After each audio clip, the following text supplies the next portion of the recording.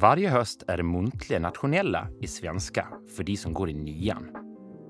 I den här delen testas din muntliga förmåga. Det är för att din lärare ska se hur väl du kan samtala och resonera i och om ämnet. Du kommer få läsa eller titta på någonting som du sedan ska diskutera i grupp. Här kommer en övning och några tips för att du ska känna dig säkrare inför provet. Samla ihop några i din närhet och välj en text som alla läser tyst för sig själv. Det kan till exempel vara en novell som är en sida lång. Försök sedan sammanfatta texten på några meningar. Skriv också ner frågor du funderar över och en diskussionsfråga. När alla har läst och skrivit ner sammanfattningen och frågorna börjar ni samtala med att var och en presenterar sin sammanfattning av texten. Lyft sen era synpunkter om texten och de frågor ni funderat över. Avslut med diskussionsfrågorna. Turas gärna om och både led och delta i diskussionen. Tips. Tänk på att aktivt lyssna och delta i diskussionen. Då kommer du enklare kunna hänga med i samtalet, ställa frågor och följdfrågor och resonera kring ämnet.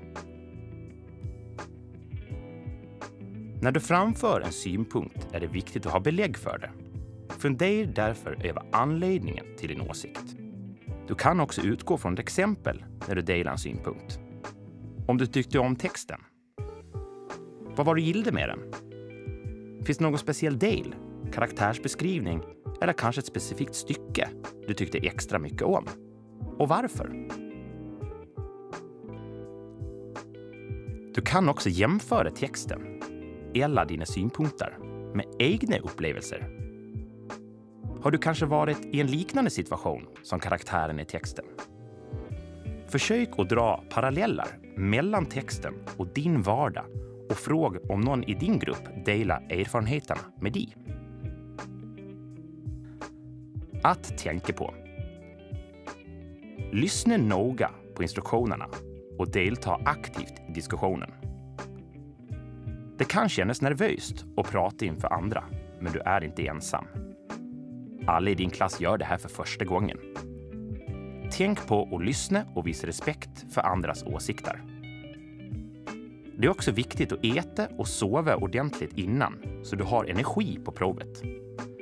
På Skolverkets hemsida finns exempel på muntliga nationella prov som kan vara bra att kolla igenom. Lycka till!